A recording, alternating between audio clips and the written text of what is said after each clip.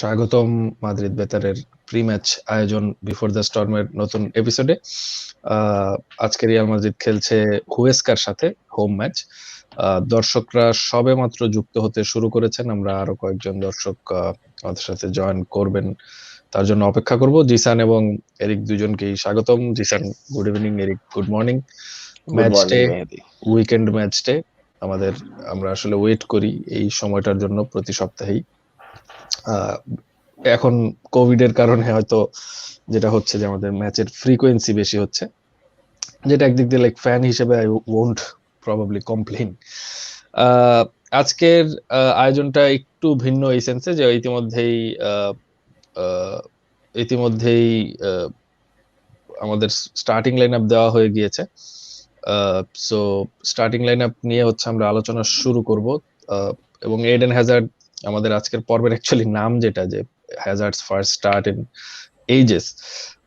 Eden Hazard অনেক দিন পর সে ম্যানচেস্টার সিটি ম্যাচের পর অ্যাকচুয়ালি এই প্রথম রিয়াল মাদ্রিদের হয়ে স্টার্ট করছেন। তো আলোচনায় যাওয়ার আগে আমরা একটু শুরুতেই স্টার্টিং লাইনআপটা দেখে নিই। রিয়াল মাদ্রিদে আজকে 4-3-3 ফরমেশনে খেলা হচ্ছে। মিলিতাও আছেন, রামোস আছেন ডিফেন্সের মাঝখানে। মার্সেলোকে আজকে একটা স্টার্ট দেওয়া হয়েছে সঙ্গত কারণেই, কারণ এরপরে টানা ফিক্সচার গুলো এমন, সেখানে হয়তো মার্সেলোকে স্টার্ট দেওয়া সম্ভব হতো না। মিডফিল্ডে আজকে ক্রুসের জায়গায় মডরিচ খেলছেন। জিসান যেটা প্রায় উল্লেখ করে যে আসলে জিদান এই দুজনের মধ্যে থেকে একজন খেলোয়াড়কে বের করে আনতে চাইছেন, এবং আক্রমণ ভাগে আসলে জিদান সেই 2019 সালের জুন মাস থেকে যেই ফ্রন্ট লাইনটা খেলাতে যাচ্ছেন, বেনজেমা, আসেনসিও এবং হ্যাজার্ড, প্রায় 1.5 বছর পরেও তারা একটা ম্যাচ অফিসিয়ালি একসাথে স্টার্ট করতে পারেনি। আজকে এই প্রথম তারা সেই ম্যাচটা স্টার্ট করতে পারছে। তো আশা করছি আমরা রিয়াল মাদ্রিদ হয়তো অ্যাটলিস্ট আক্রমণ ভাগের কিছু সমস্যা এই ম্যাচ থেকে সমাধান করতে পারবে। আমি জিসানকে দিয়ে শুরু করতে চাই। Jisan, what do you think about the lineup today?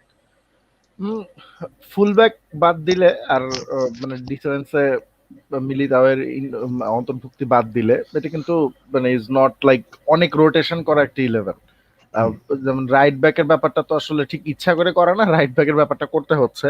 বাকি 2-3টা পজিশন ছাড়া এটা আসলে মোটামুটি মানে ভালো একটা 11ই দেওয়া হয়েছে আর কি। এখন হুয়েস্কার বিপক্ষে জিদান ইউজুয়ালি আমার মনে হয় যে নর্মাল সিচুয়েশনে প্রচুর পরিমাণে রোটেশন করে তার সেকেন্ড চয়েস যারা বা বেঞ্চে যারা আছেন তাদেরকে খেলাতে চেষ্টা করতেন। বাট আমাদের রেজাল্ট যেহেতু পিক আপ করছে না এবং আমাদের আক্রমণ ভাগ যেহেতু গোল করতে পারছেন না, এই কারণে কিন্তু সতর্কতা বশতই আমার মনে হয় রামোস এবং কোর্তোয়া কাউকে আসলে রেস্ট দেওয়া যাচ্ছে না।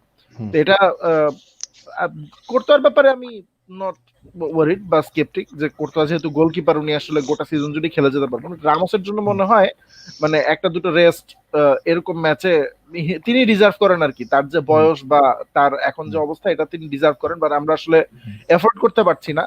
But I am dying to see Hazard, Benzema and Asensio if they fires, তাহলে আসলে সামনে এরকম লেস ইম্পর্টেন্ট ম্যাচগুলোতে হয়তো পিছনে যারা খেলছেন তাদের মধ্যে দু একজন সিনিয়র প্লেয়ারকে রেস্টে দেখলেও দেখা যেতে পারে। ধন্যবাদ Jisan. Eric, your views on the starting lineup? আজকে তো একটা ঐতিহাসিক দিন মেহেদি, তুমি লক্ষ্য করেছো কিনা জানি না, আজকে 3জন স্ট্রাইকার আমাদের মাঠে খেলছে। দিস ইজ আই থিঙ্ক আমি নিউজও পড়ছিলাম 3 মাস পরে, and we haven't seen this in a while. Goal scoring একটা থার্ড অপশন আমাদের হাতে আছে এখন ফাইনালি, এই ম্যাচে এক ম্যাচের জন্য হলেও। But in all in general it's a very nice team.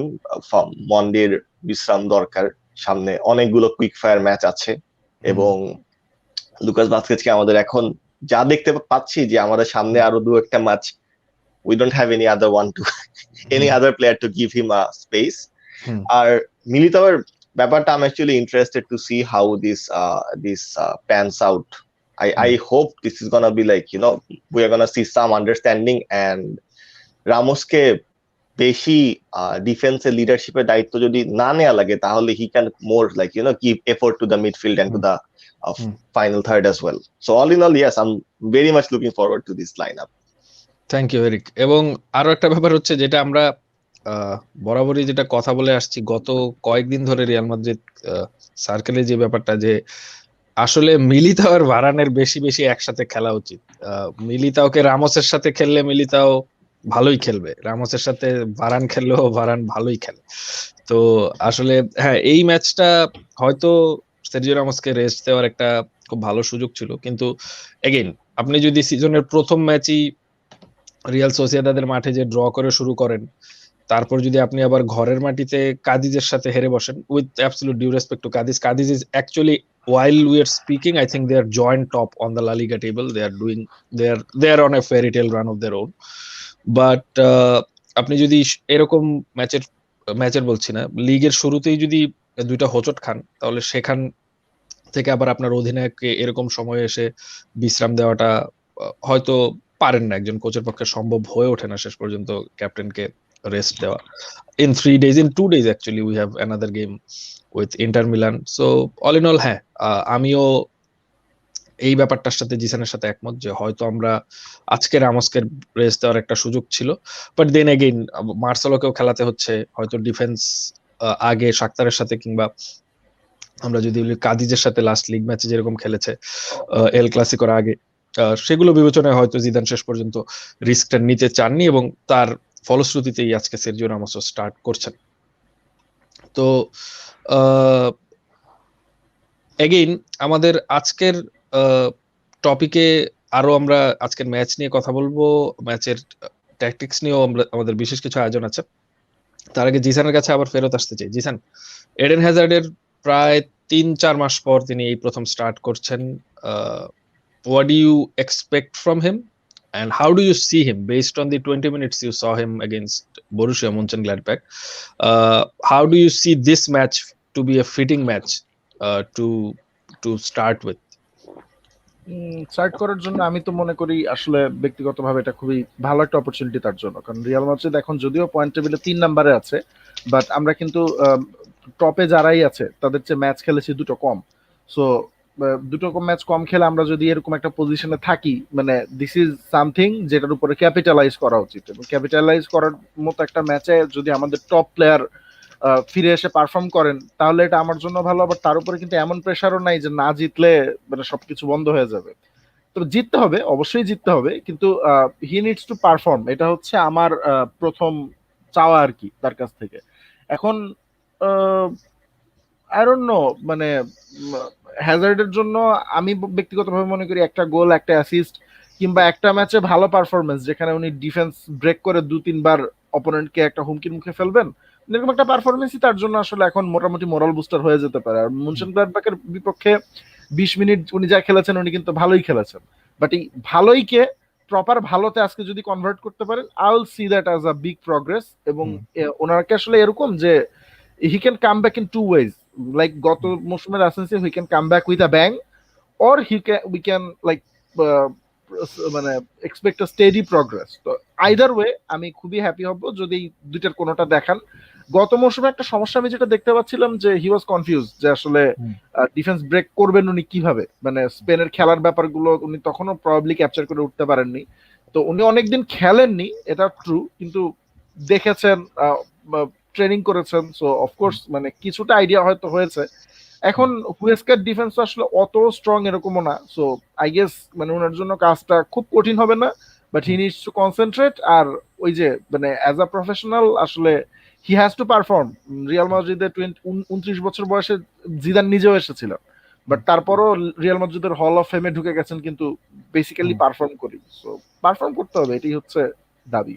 Exactly. এবং আরো একজন খেলোয়াড়ের কথা মনে পড়ে, রুড ভ্যান নিস্টেলরয়ও তার বয়স প্রায় 25-এর অনেকটা পরেই হচ্ছে রিয়াল মাদ্রিদে এসেছিলেন। তখন যদিও রিয়াল মাদ্রিদের ট্রান্সফার কালচারটা হয়তো একটু ডিফারেন্ট ছিল, but still there are presidents were অনেক বয়স্ক প্লেয়ার এসে হচ্ছে রিয়াল মাদ্রিদে সাইন করেছেন। Eric, speaking of players of more aged players, Luka মডরিচও আজকে হচ্ছে বেশ কয়েক ম্যাচ পর আসলে স্টার্ট করছেন। লুকা মডরিচ আমাদের গত 2-3 ম্যাচে আমাদের সুপারস্টার ছিলেন। মডরিচের আজকে স্টার্ট করাটাকে কেমন দেখছো, and again your expectations from Modric today? My expectation from Modric is a solid gameplay for at least 45 minutes. Modric হচ্ছে আমাদের এই মুহূর্তে like one of our only players in the midfield that who actually can turn the game in like 2-3 minutes, 2-3 seconds, in like he can do a lot of things. So সত্যি কথা বলতে আমি নিজে খুব বেশি ফ্যান না তাকে start করানোতে।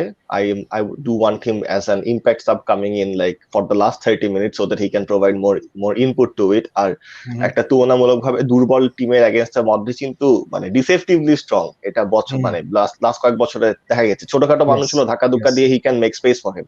So 80 মিনিটের পরে একটা দল এমনিতেই টায়ার্ড থাকে, তাদের মনোযোগে ঘাটতি থাকে, সো ওই সময় Modric could have been a nice input. But আমরা আসলে এটা প্রায় দেখছি বর্তমানে যে মডরিচ আর ক্রুজ যেহেতু একটা ইন্টারচেঞ্জেবল রোলে প্লে করছেন, so we are gonna be seeing I guess Kroos doing this same thing. And the only advantage over here is যে আমাদের যেহেতু 5টা সাব আছে এখন, তো মানে we can like right one of যে 60 মিনিটের মধ্যে ক্রুজ মডরিচ হচ্ছে there's gonna be a sub for him. And like I said 45 minutes of with solid play with no injury is like what I want, and because I know he's like quality wise he's gonna be one of the top players of the pitch today, like that I know from the get go essentially. all right, thank you Eric. এবং আমাদের আজকে একটা ব্যাপার আরো যেটা নিয়ে কথা বলা উচিত, হ্যাজার্ডের প্রসঙ্গে জিসানের সাথে যে ব্যাপারটা নিয়ে কথা বলছিলাম যে সে অনেকদিন পরে স্টার্ট করছে।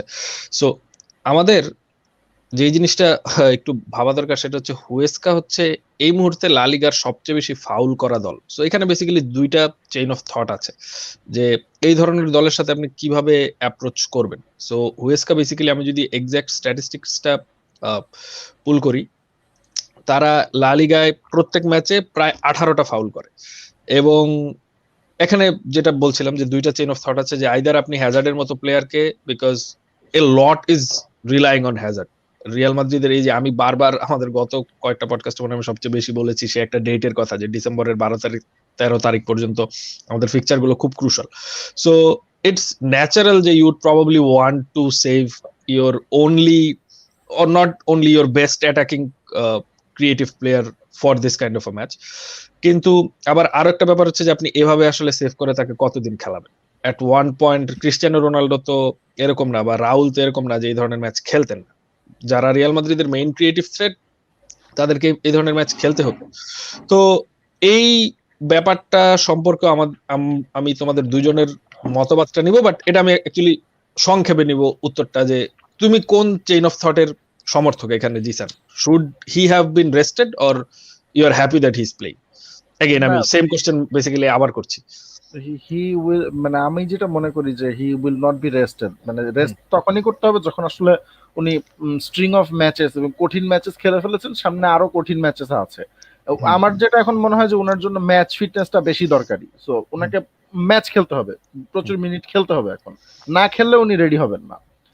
আর রোনালদো কিংবা রাউলের ব্যাপারে যেটা বললে, ওয়েল একটা টিম যখন সবগুলো ফ্রন্টে ফাইট দিতে চেষ্টা করে, তিনটা আলাদা আলাদা শিরোপার জন্য ফাইট দেয়, তাদের এস প্লেয়ারকে তো সব ম্যাচই খেলতে হবে। মানে সমস্যা না থাকলে তাদের সব ম্যাচই খেলতে হবে। So this is the ace player, he is wearing number 7 on his back.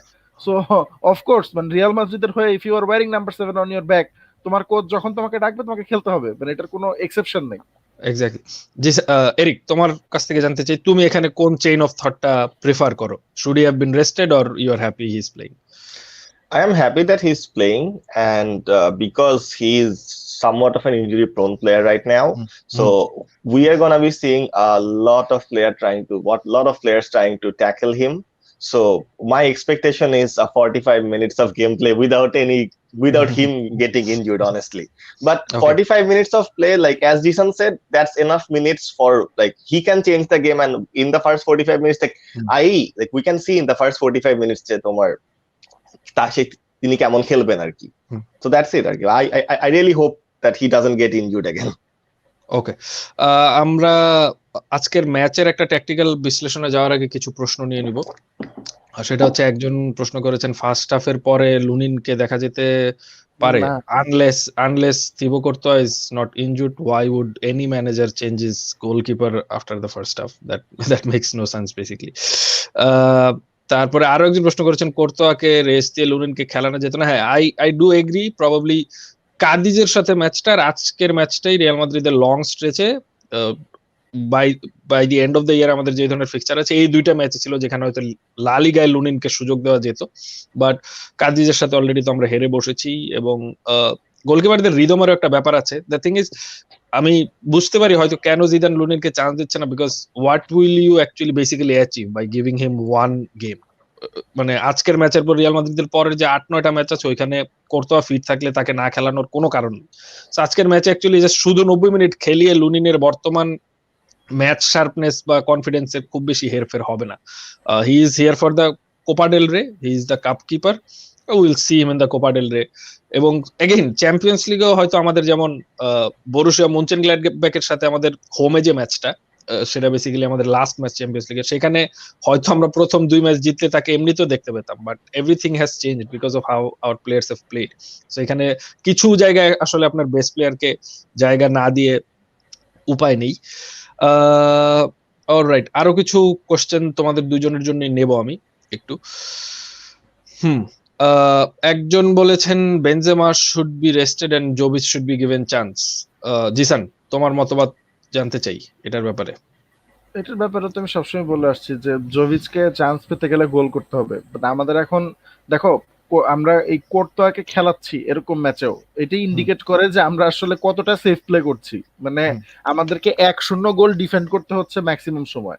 তো এই যে 1-0 1-0 1-0 যে স্ট্রিং গুলো বা 1-0 2-0 যে স্ট্রিং গুলো, এর মধ্যে তো জোভিচের গোল নাই, এখনো পর্যন্ত নাই।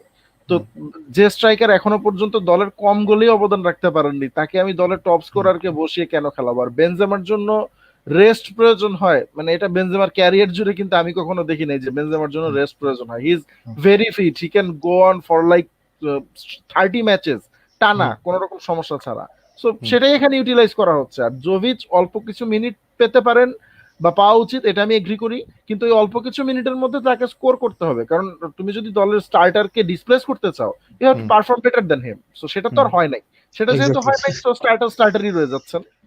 এক্স্যাক্টলি। এরিক, তোমার কাছে আসতে চাই। এই কোশ্চেনটা আসলে কয়েকজন করেছেন, যে একজন প্রশ্ন করেছেন যে আমরা কিভাবে দেখছি ভারানের জায়গায় আজকে মিলিটাওকে জায়গা দেওয়া হয়েছে। আরেকজন প্রশ্ন করেছেন যে is Zidane giving a message to Varane, কারণ ভারানের performance it hasn't been up to the mark how we expect him to perform over the last few games. So তোমার কি মনে হয় এরিক, আজকের ম্যাচটা কি আসলে এমন যে আসলে ভারানকে তার পারফরম্যান্সের ব্যাপারে একটা ইঙ্গিত দেওয়া হচ্ছে কোচিং স্টাফের পক্ষ থেকে, না it's just a case of resting, just like Kroos has been rested, ভারানকেও জাস্ট রেস্ট দেওয়া হয়েছে? What do you think? I believe it's a case of resting. Varane একজন world cup winner, champions league winner, এবং তার mentality আর pedigree নিয়ে আমার মনে কোনো সন্দেহ নেই। তার হয়তো একটা ম্যাচের বদলে দুইটা ম্যাচের বদলে তিনটা ম্যাচ তার যদি অফ ফর্ম যায়, it's a very good idea to rest him so that he can get his morale back and then he can play again, because he is a far superior player, a far superior defender than Militao any given day. আমাকে 6 মাস পর এই প্রশ্ন জিজ্ঞেস করলে I'd be like, okay, I'd rather have Varane in my team. I have more trust in him. So, but it's a well deserved rest, বুঝছো? এই rest করে if he is like more confident and if he thinks that, but what he thinks, if he thinks that he's gonna be like, his position may be at stake, it all depends on how Militao performs. উনি যদি এখন ঘর বাড়ি কাঁপানো performance দিয়ে সবাইকে মনে করিয়ে দেয় যে no, he is a strong contender for the second centre back, তাহলে we may see Varane playing better in the future, but I don't think it's a competition thing. It's more for like resting. Somebody has to rest in the defense right now. Alright, এখানে আরো একটা কোশ্চেনের উত্তর দিয়ে একজন বলছেন Mariano আর Jovic দুজনকে কিভাবে ইউজ করা যায়, পুরো সিজন বেঞ্চে বসে কাটাবে আর শেষ 5 মিনিট নামবে। এখন শেষ 5 মিনিটে নামার মতো যদি খেলে তাহলে শেষ 5 মিনিটেই নামবে, যদি আরো 5 মিনিটের থেকে বেশি খেলার মতো খেলা দেখাতে পারে, যখন 5 মিনিটের থেকে বেশি সময় তাদেরকে দেওয়া হয়েছে, যেমন জোভিচকে কয়েকটা ম্যাচে স্টার্ট করানো হয়েছে, he played very very poorly. So ওইরকম 5 মিনিটের থেকে বেশি সময় যখন দেওয়া হয়, তখন যখন একটা প্লেয়ার ওরকম পারফর্ম করতে পারে না, তখন আমার মনে হয় সে 5 মিনিট ডিজার্ভ করে। That's my thought on it. Alright, আমরা আসলে এটা আগে করিনি, আমরা আজকে নতুন একটা জিনিস করতে যাচ্ছি, সেটা হচ্ছে আমরা স্ক্রিনে একটু আজকে মাদ্রিদ কিভাবে খেলতে পারে 4-3-3 ফরমেশনে, যেহেতু রিয়াল মাদ্রিদ নেমেছে এবং আমাদের প্রতিপক্ষ নেমেছে হচ্ছে, তারা বেসিক্যালি ফ্ল্যাট 4-4-2 ডায়মন্ড ফরমেশনে খেলে থাকে। সো আমরা সেটা একটু দেখে নিব কুইকলি। অলরাইট, সো আমরা যদি স্ক্রিনে দিকে তাকাই, রিয়াল মাদ্রিদ বেসিক্যালি ম্যাচটা স্টার্ট করে হচ্ছে এই ধরনের একটা ফরমেশনে, 4-3-3 ফরমেশনে স্টার্ট করবে, এবং হুয়েস্কা, আমি খুব সম্ভবত ভুলে কাদিস বলেছি মাঝখানে কয়েকবার। সো হুয়েস্কা স্টার্ট করবে 4-4-2 বেসিক ফ্ল্যাট ফরমেশনে। এখান থেকে যদি আমরা আরো সামনের দিকে যাই, হুয়েস্কা প্রথমেই যেটা করবে, এই ধরনের দলগুলো রিয়াল মাদ্রিদের সাথে সবসময় যেটা করে, এবং এগেইন রিয়াল মাদ্রিদের হোমে খেলা আজকে, সো তারা শুরুতেই হচ্ছে একটা খুব ফ্ল্যাট ফরমেশনে নিজেদের বক্সের কাছাকাছি চলে যাবে, এবং মোটামুটি আমরা বলতে পারি 5x5 এর দুইটা খুবই লো ব্লকে তারা ডিফেন্ড করা স্টার্ট করবে। রিয়াল মাদ্রিদ যখন রিয়াল মাদ্রিদের পায়ে বল থাকে, বেসিক্যালি এরকম জায়গায় পজিশন থাকে রিয়াল মাদ্রিদের, দুই ফ্ল্যাঙ্কেই দুই হাফ স্পেসে রিয়াল মাদ্রিদের 3জন প্লেয়ার অকুপাইড থাকেন। আমরা মাঝখানে সিএফ পজিশনে আপনারা যাকে দেখতে পাচ্ছেন বেনজেমা, তো তিনি অনেক সময় নিচে নেমে এসে বল কালেক্ট করেন বা লেফট উইং এর দিকে চলে যান, এটা আমরা বেসিক্যালি জানি, that's what his role is. তো তখন আবার দেখা যায় যে আমাদের মাঝখানে কিন্তু বক্সে জায়গা ফাঁকা, সো ওই জায়গাটা নেওয়ার জন্য ইন্টেলিজেন্ট প্লেয়ারের প্রয়োজন আছে। সো আমার মনে হয় হ্যাজার্ড এবং লেফট উইং পজিশনে হ্যাজার্ড খেলছেন এবং রাইট উইং পজিশনে আসেনসিও খেলছেন। সো হ্যাজার্ড এবং আসেনসিওর আমার মনে হয় এখানে একটা ভূমিকা আছে যে তারা যদি ইন্টেলিজেন্ট রানস নিতে পারে বক্সের ভিতরে, ভালো জায়গায় পজিশন নিতে পারে, that would be helpful definitely for Real Madrid. এবং আরো একটা ব্যাপার যেটা হয়, এই ব্যাপারটা একটু ইম্পর্টেন্ট, সেটা হচ্ছে যখন একটা দল এরকম 4-4 এর দুইটা লো ব্লকে খেলবে বা 5-5 এর দুইটা লো ব্লকে খেলবে আপনার অপোনেন্ট, তখন কিন্তু আপনারা যে লাল দুইটা বক্স দেখতে পাচ্ছেন স্ক্রিনে, এই দুইটা বক্সের মধ্য দিয়ে ইন্টেলিজেন্ট রানস নিতে হবে। এই কাজটার জন্য আমার মনে হয় এডেন হ্যাজার্ড খুবই খুবই ইম্পর্টেন্ট।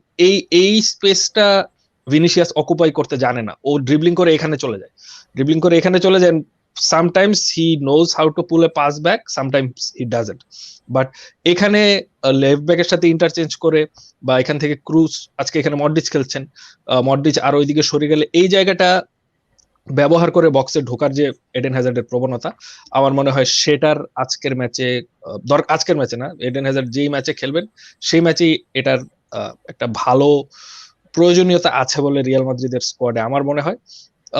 বাট দেখা যাবে, but still again I am not expecting fireworks right away. এই ধরনের ডিফেন্সের এগেইনস্টে সাধারণত রিয়াল মাদ্রিদকে স্ট্রাগল করতে দেখা গেছে লো ব্লকের 4x4 দুইটা ডিফেন্সে, যদি আমরা দুইটা ডিফেন্সিভ লাইনে যদি অপোনেন্ট খেলে, আমি আজকেও রিয়াল মাদ্রিদ সাফার করবে এই ধরনের ডিফেন্সের এগেইনস্টে, সেটা এক্সপেক্ট করছি।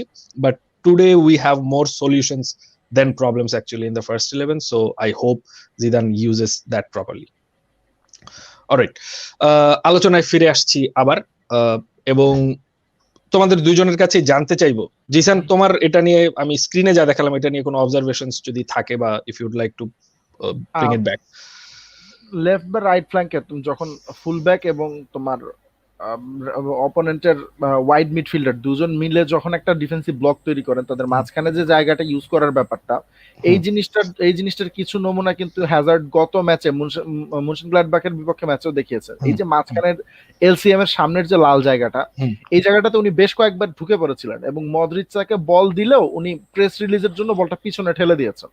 তো which is good, 20 মিনিটের মধ্যে আসলে মানে তুমি সবসময় সবগুলো জায়গার ওপেনিং দেখতে পাবা না, আর শেষের 20 মিনিটে যখন প্রতিপক্ষ 2-0 গোলে এগিয়ে আছে তখন তারা লিটারালি দাঁতে দাঁত কামড়ে ডিফেন্স করে। সো ওরকম অবস্থাতে উনি একটা শট কিন্তু বের করে নিয়েছিলেন। এখন এটাকে এক্সপোনেনশিয়ালি যদি আমরা 90 মিনিট বা 70 মিনিটের একটা হিসাবে চিন্তা করি, তাহলে দ্যাটস 4 শটস। সো আমরা কিন্তু অনেক ম্যাচে 4টা শট নিতে লিটারালি স্ট্রাগল করেছি, আর এডেন হ্যাজার্ডের মতো খেলোয়াড় 4টা শট নিলে 4বারই সাইড নেটিং এ যাবে না, একটা গোল হয়ে যাবে। সো এই জিনিসটা আমাদের মিসিং ছিল। এখন আমার যেটা এক্সপেকটেশন, যে জিনিসটা নিয়ে আমি একটু চিন্তিত, সেটা হচ্ছে আসেনসিওকেও কিন্তু সেম রোলটাই প্লে করতে হবে ডাউন এক্স্যাক্টলি। তো অন্যদিন যেটা হয় যে লুকাসের সামনে যখন আসেনসিও খেলেন, তার কিন্তু লুকাসকে প্রচন্ড রকমের কাভার দিতে হয়।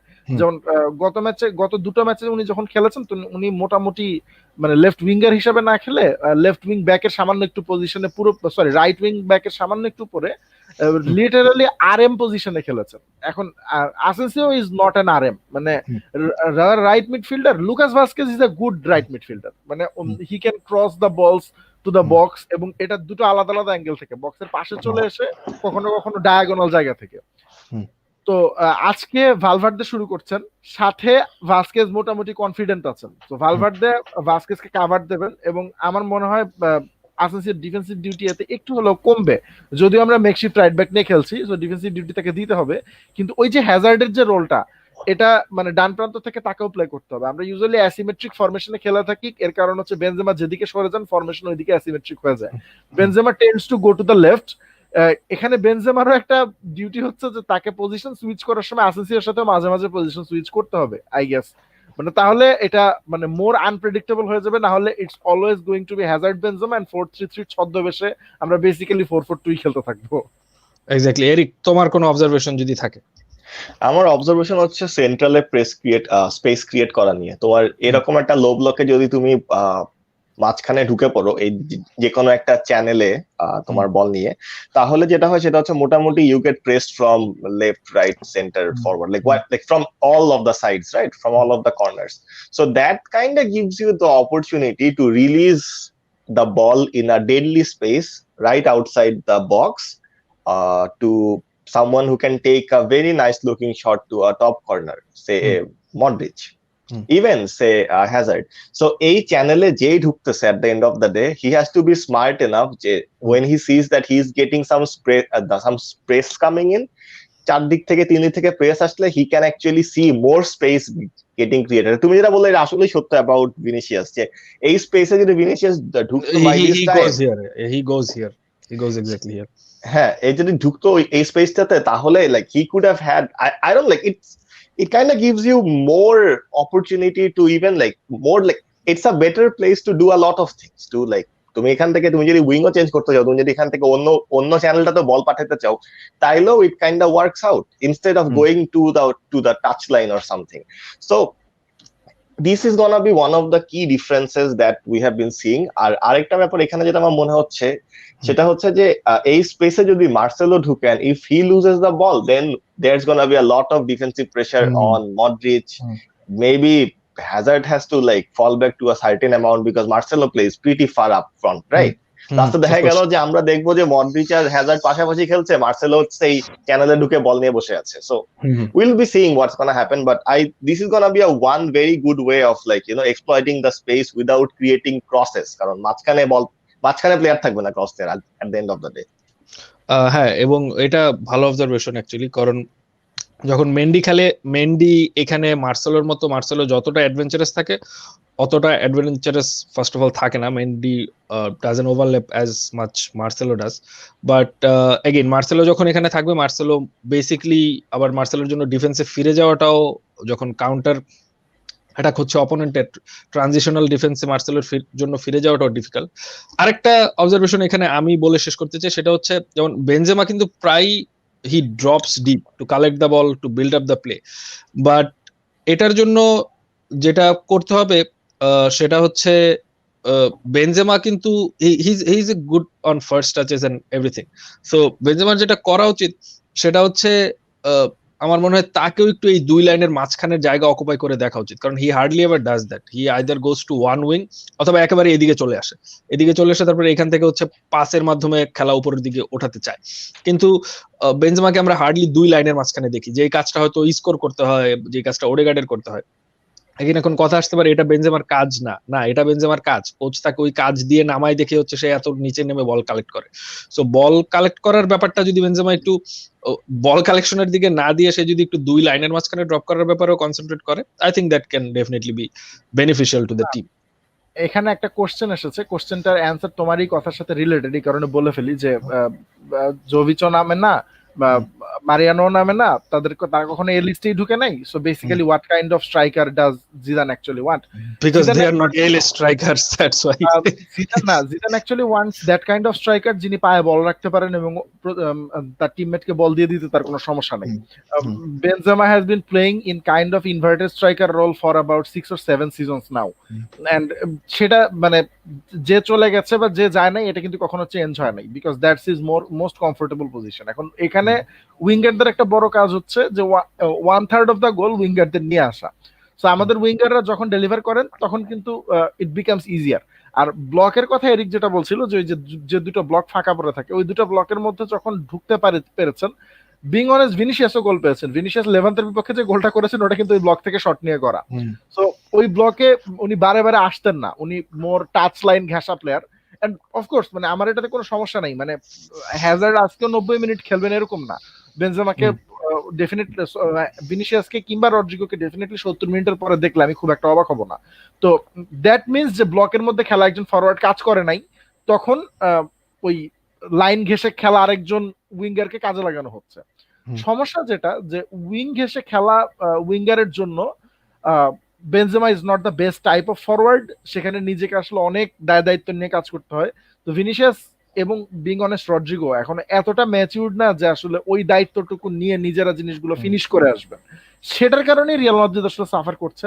বেনজেমা তাদেরকে ডিক্টেট করতে চেষ্টা করেছেন। আর আরেকটা জিনিস যেটা যে এই যে হ্যাজার্ড আর আসেনসিও আজকে খেলছেন, এটা কিন্তু আমাদের এন্টায়ার সিস্টেমটাকে একটু করে চেঞ্জ করে দিচ্ছে। এই ধরনের সিস্টেমে কিন্তু আমরা আসলে আগে খেলি নাই বা খেলতে চেয়ে পারি নাই। তো আজকে কি হয় এটার উপরে অ্যাকচুয়ালি ডিপেন্ড করছে যে আমরা আসলে এইভাবে আগাবো নাকি আমরা আগের মতোই 1-0 2-0 করতে থাকবো আর কি। অলরাইট, এবং এই কোশ্চেনটা, হ্যাঁ এই কোশ্চেনটা আসলে আমিও খেয়াল করেছি এবং আমি এখানে অ্যাড করতে চাই। First of all, Mariano and Mayoral are not A list strikers for Real Madrid. Mariano লিওনের জন্য কি করেছে, that is not that much relevant for Real Madrid, because Lyon is Lyon, Real Madrid is Real Madrid. Again same goes for Mayoral. But হ্যাঁ, Morata made it to Zidane's A list, এটা বলা ভুল হবে। Morata didn't. Morata did make Zidane used to look up to Morata whenever he needed a goal in 2016-17, and Morata delivered. He was the second highest top scorer behind Ronaldo in 2016-17. So Morata a list make করেন ওইটা কখনোই বলা যাবে না। Morata যদি আর একটা season Real মাদ্রিদের হয়ে ওয়েট করতো, today we would probably not even see Hazard wearing the number 7 jersey. He would probably have the number 7 jersey after Ronaldo, and he would probably be a starter by this time for the team. কিন্তু সে সেটা করে নাই। সে চেলসিতে গেছে, সে অ্যাথলেটিকোতে গেছে, সে এখন জুভেন্টাসে আছে। মানে সে basically এক সিজন বেসিসে এক ক্লাবে খেলছে। সো এই ধরনের পেশেন্স না থাকা খেলোয়াড়ের জন্য এটা লাইন ব্রেক করতে কিন্তু তার এখনো সমস্যাটা রয়ে গেছে। এক্স্যাক্টলি। সো এই ধরনের পেশেন্স কম এই ধরনের খেলোয়াড়ের জন্য আসলে ডিফিকাল্ট সার্ভাইভ করা। কারণ মোরাটা 2016-17 সালে সে যত ভালো খেলুক না কেন, বিবিসির কাউকেই বসানোর মতো খেলা সে খেলেনি। আমরা 2017-18 সালে বেনজেমা 32 ম্যাচে 5 গোল দিয়েছে। হু নোজ, যদি মোরাটা থাকতো, বেনজেমা যখন মানে এত স্ট্রাগল করছিল, তখন হয়তো মোরাটারও অনেক বেশি গেম টাইম পেত। And he had a very good relationship with Ronaldo and Marcelo, those players as well. He used to be adored by the Real Madrid Spanish contingent as well. So ওইটা মোরাটা এই লিস্টে থাকতে পারে না। ওইটার 100% এর মধ্যে 200% দায়ভার পুরোটাই মোরাটার। ওইটা Zidane had nothing to do with it. He was asked to stay as the second striker. He could have made it as the first striker in that season, but he chose not to. All right, moving on. আজকে আমাদের আসলে match related আলোচনা যা ছিল তার অনেকটাই আমরা সেরে ফেলেছি। এবং হ্যাঁ, একজন, আমি এখানে দুইটা ব্যাপার নিয়ে একসাথে আলোচনা করতে চাই। একজন বলেছেন Diego Forlan took 37 matches to score his first goal for Atletico Madrid. This is not Atletico Madrid, this is Real Madrid. I think you've confused it with the wrong Madrid side. Atletico Madrid এর জন্য 37 match না, কোন striker 73 match পরে এক গোল দিল। এবং particularly এখন Atletico Madrid অনেক ইমপ্রুভ করেছে। ডিয়েগো ফরলান যখন অ্যাথলেটিকো মাদ্রিদে ছিলেন, they were a far inferior club. So তখন রিয়াল মাদ্রিদের তুলনায় অত ইনফিরিয়র একটা ক্লাবের জন্য 37 ম্যাচে না, 73 ম্যাচে পরেও এক গোল দিলে ওইটা হয়তো ওই ক্লাবের জন্য অনেক কিছু। But for Real Madrid in 2020-2019 এরকম সময়ে 60 মিলিয়ন ইউরো দিয়ে স্ট্রাইকার কিনে আনা হবে, তাকে অ্যাম্পল চান্স দেওয়া হবে। বেসিক্যালি এই সিজনে, গত সিজনের কথা বলছি না, গত সিজনে there were some mistakes from the management as well apart from জোভিচেস থিংস। বাট এই সিজনে তাকে চান্স দেওয়ার পরেও সে যেভাবে ডেলিভার করতে পারে নাই, ওটার সাথে আসলে অন্য কোন মানে লেজেন্ডারি স্ট্রাইকার কোন ক্লাবে কি করেছে ওটার খুব একটা রিলেশন আমরা টানতে পারবো না। অ্যান্ড মানে ফার্স্ট এন্ড ফরমোস্ট রিয়াল মাদ্রিদের এক্সপেকটেশনের লেভেলটা আলাদা। That's why we are a different club. আমাদের সাথে অ্যাথলেটিকো মাদ্রিদের এক্সপেকটেশন মিলালে হবে না।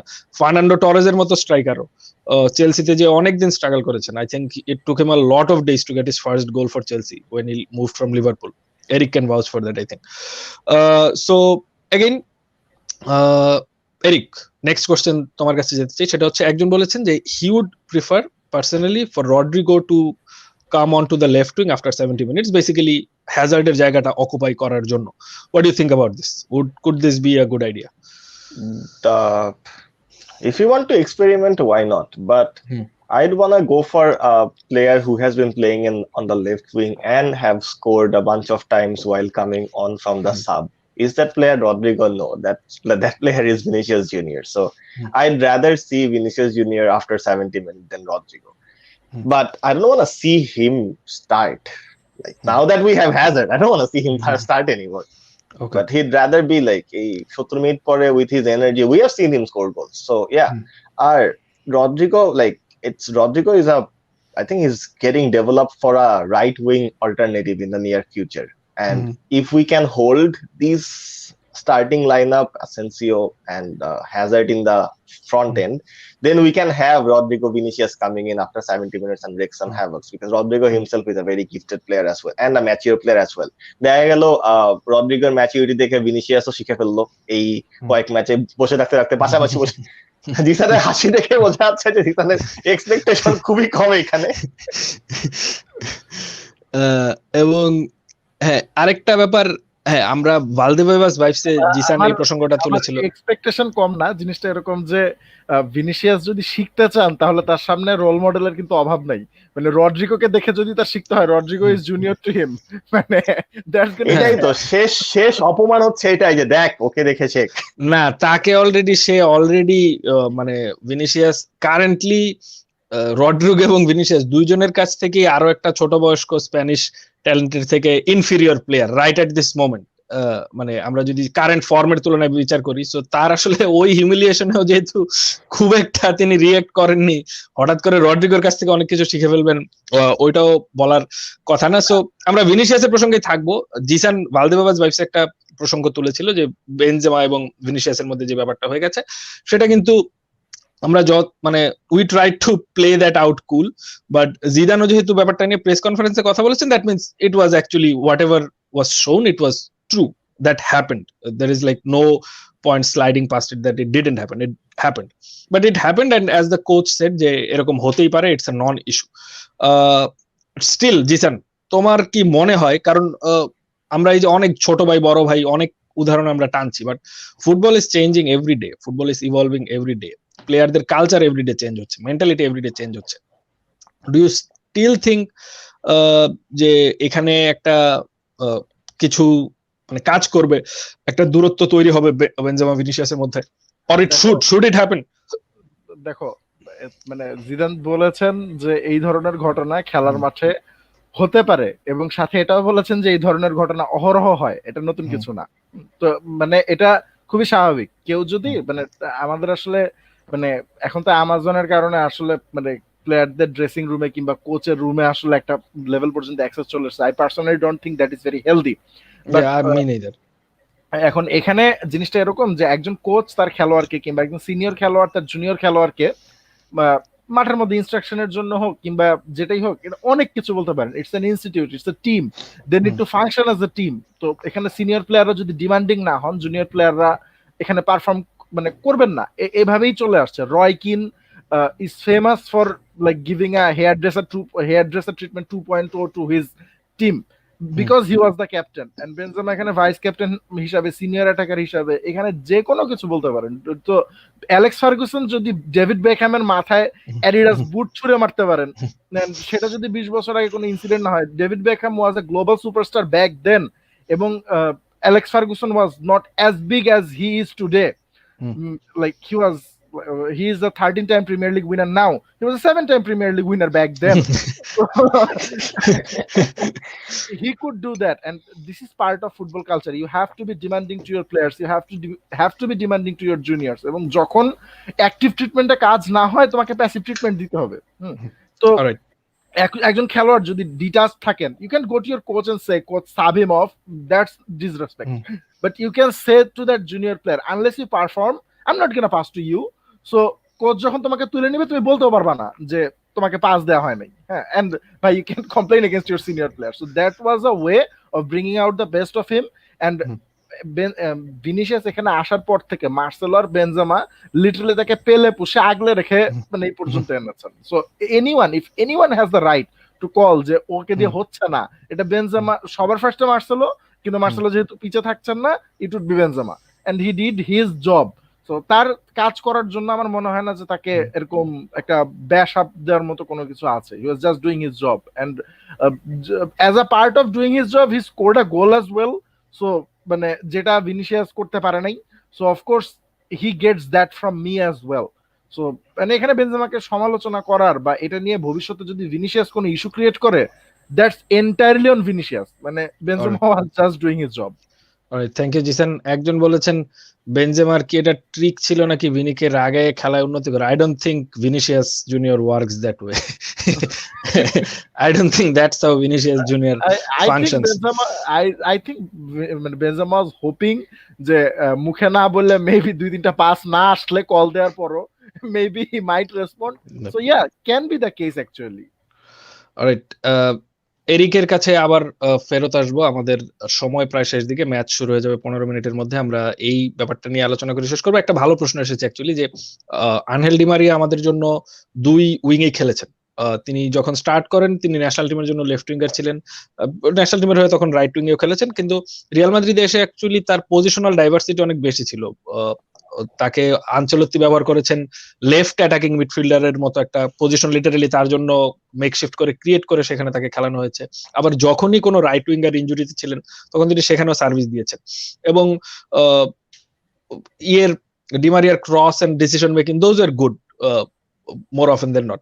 সো এখানে প্রশ্নটা যেটা এসেছে এরিক, যে do you see someone like Rodrigo filling that void in the future? কারণ আমি এখানে তোমাকে কনটেক্সট আরো বলি না, I have been recently listening to some other podcast, এখানেও বলা হচ্ছিল যে ডিমারিয়াকে আমরা হয়তো আগামী 3-4 বছর পর মিস করব না, কারণ হচ্ছে আমাদের পাইপলাইনে এত উইঙ্গার্স আছেন, if someone tax his place আমরা হয়তো ডিমারিয়াকে অতটা মিস করব না। বাট at this moment আমি জানি I'm not going to go to the political correctness of Di Mariaর সাথে রিয়াল মাদ্রিদ ফ্যান বেজের কারেন্ট সম্পর্ক বা চিন্তা ধারণা কেমন, I not go into that discussion, but probably Di Maria could have solved some of our right wing problems, but again many problems actually, but again Eric, তুমি কি রড্রিগোর মধ্যে Di Maria মোল্ডের কিছু দেখতে পাও কিনা?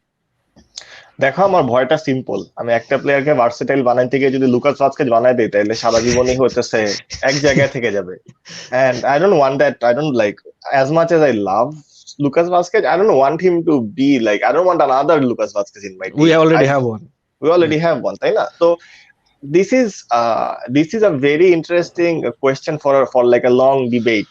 We have to have enough data points in our hand to actually have that, okay, তার left wing এ position কেমন, খেলা কেমন, রাইট উইং এ খেলা কেমন। আমরা তাকে যখন জাজ করি, আমরা কিন্তু তাকে জাজ করি হইতেছে রাইট উইং এ তার, লেফট উইং এ তার খেলা কয়েকটা ম্যাচ, এবং কয়েকটা ম্যাচের প্রথমাংশ যেগুলোতে তিনি পারফর্ম না করতে পারার কারণে তাকে উঠিয়ে ফেলা হয়েছে, এবং তিনি মেকশিফট লেফট উইং হিসাবে তাকে যখন 70 মিনিটস পরে আনা হয়েছে তখন ভিনিসিয়াসের চেয়ে বেটার পারফরমেন্স। ভাই, ভিনিসিয়াসের চেয়ে better performance is not like a standard scale. Vinicius so it doesn't work that way. So that's why it's এখন we have to do this, we have to make this plan in such a way যে এটা 5 বছর বা 3 বছর পরে আউটপুটটা আসে। কারণ I cannot be trusting him in left wing and right wing and expect him to pick up how both players play. চিন্তা করে দেখো, it's gonna be really hard. তার মার্সেলোর সাথে খেলা বুঝতে হবে, তার মন্ডির সাথে খেলা বুঝতে হবে, তার লুকাস ভাস্কেজের সাথে খেলা বুঝতে হবে, তার অদ্রির সাথে খেলা বুঝতে হবে, কারভালের সাথে খেলা বুঝতে হবে। These are only the full backs. Then we have midfielders, Modric থেকে শুরু করে বারবার। So there's like a lot of like, একটা বাচ্চা ছেলে, I have to say it's like 9 years younger than me. Like, he's pretty young to learn all of these things at this age, and he's bound to screw up, and when he screws up, Real Madrid fan base is not a nice fan base who's gonna be like, আচ্ছা ঠিক আছে, এই ভুল হয়ে গেছে, ক্ষমা করে দিই, যা সমস্যা নেই। সবাই লুকা জোভিচের মতো সোনার কপাল নিয়ে সবাই জন্মায় না। So it's gonna be people are gonna be very hard on him, and I don't want his confidence to go down, and 5 years from down the line তাকে এসি মিলান, ইন্টার মিলানে হয়ে খেলতে দেখতে আমারই খারাপ লাগবে। এখানে একটা জিনিস আমি একটু বলি, সেটা হচ্ছে মানুষজন যেটা ভুলে যায় যে লুকা জোভিচ আর ভিনিসিয়াস এবং রড্রিগো, এদের মধ্যে ডিফারেন্স হচ্ছে লুকা জোভিচের একটা ভালো সিজন আছে জার্মানিতে, যে জিনিসটা এই দুইজনের নাই, কারণ দে আর ইয়াঙ্গার। আমরা যদি তাদেরকে ব্রাজিলে 2 সিজন খেলিয়ে তারপরে নিয়ে আসতাম, মানে আরো 2 সিজন আর কি, তাহলে ইনাদেরও একটা করে 20 গোলের মৌসুম থাকতো, এরা যে ক্যালিবারের প্লেয়ার। বাট এখন এদেরকে আগে নিয়ে আসা হয়েছে, আমাদের মোল্ডে গড়ার জন্য আমরা পরিশ্রম করছি।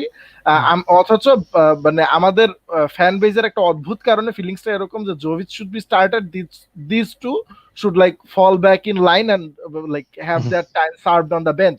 Well, Luka Jovic should do the same, কারণ সে তাদের এজ গ্রুপের। লুকা জোভিচ কিন্তু অন্য এজ গ্রুপের না, 25 বছর বয়সের না, exactly not in the age group of Benzema. So এই এবং মানে টাকেফুসা কুবো বা রেনিয়ারও যদি আসেন, তারাও এই সেম এজ গ্রুপের। সো আরেকটা জেনারেশনের টিম তৈরির সময় এই প্লেয়ারদেরকে আমি মানে ফাক আপ করার অবশ্যই অধিকার দিতে রাজি আছি। বাট যেটা রাজি না সেটা হচ্ছে এই যে এরিক যেটা ডিরেক্টলি বললো যে মানে আরেকটা লুকাস ভাস্কেজ এবং অফিসিয়াল একজন ব্রাজিলিয়ান লুকাস ভাস্কেজ, মানে Spanish Lucas Vazquez is having a Brazilian Lucas Vazquez is entirely another thing. And Lucas Vazquez had a very big career ahead of him. সে যখন প্রথম ভালো খেলতে শুরু করে রাইট উইং এ, সে কিন্তু স্পেন ন্যাশনাল টিমে call up পাচ্ছিল রাইট উইঙ্গার হিসেবে। And Jisan, I think there is a name for Brazilian Lucas Vazquez already. It's called Willian. Yeah. এখন বিষয়টা এরকম যে মানে লুকাস ভাস্কেজ তার entire Spain career right winger হিসেবে তার ক্যারিয়ারটা স্যাক্রিফাইস করে দিয়েছেন, লিটারালি রিয়াল মাদ্রিদের হয়ে চ্যাম্পিয়ন্স লিগ টানা যেত একটা দলের অংশ হতে গিয়ে। মানে he could have like entirely different career, but he chose not to, he chose to represent the badge he wore as a kid. এখন রড্রিগো আমাদের একাডেমির প্লেয়ার না, রড্রিগোকে আমরা কিনেই আনছি, এবং কিনে আনছি বেশ ভালো একটা টাকা পয়সা খরচ করে কিনে আনছি। So we don't want a Lucas Vazquez out of him, we want a world class winger out of him. So we should concentrate of building that out of him, but এটা কোন উইং এ হবে maximum এইটা নিয়ে হয়তো experiment চালানো গেলেও যেতে পারে। অলরাইট, আমরা অনুষ্ঠানের একেবারে শেষ দিকে চলে এসেছি। আমি শেষ একটা কোশ্চেন নিয়ে হচ্ছে আজকের অনুষ্ঠান শেষ করব। তিনি একজন বলেছেন Vinicius junior should look at Ansu Fati, wanted a Vini versus Fati comparison in the near future Clasico. You don't have to go to the future, go to the past. There is a Clasico where Vinicius and Junior played, and it was pretty contrasting who is in a better state of mind to compete at the top level. And Vinicius Junior shouldn't look at Ansu Fati. He should look at the ball and where he wants to put the ball. That's his first job. He doesn't have to look at anyone else. আজকের অনুষ্ঠানের একেবারে শেষ পর্যায়ে চলে এসেছি। Match শুরু হতে আর 10 minute বাকি। আশা করি সবাই ম্যাচ উপভোগ করবেন। আশা করি আজকে আপনারা আমাদের অনুষ্ঠান উপভোগ করেছেন। এই নোটেই আজকে শেষ করব। হোপফুলি খুব রাগান্বিত হয়ে বা ফ্রাস্ট্রেটেড হয়ে ভেন্টিং মেশিনে আসতে হবে না, এটাই প্রত্যাশা থাকবে। তো এই প্রত্যাশা রেখে জিসান এবং এরিক দুজনকে ধন্যবাদ জানিয়ে আজকে এখানেই শেষ করছি। সবাই ভালো থাকবেন, সুস্থ থাকবেন। ধন্যবাদ সবাইকে। Enjoy good match.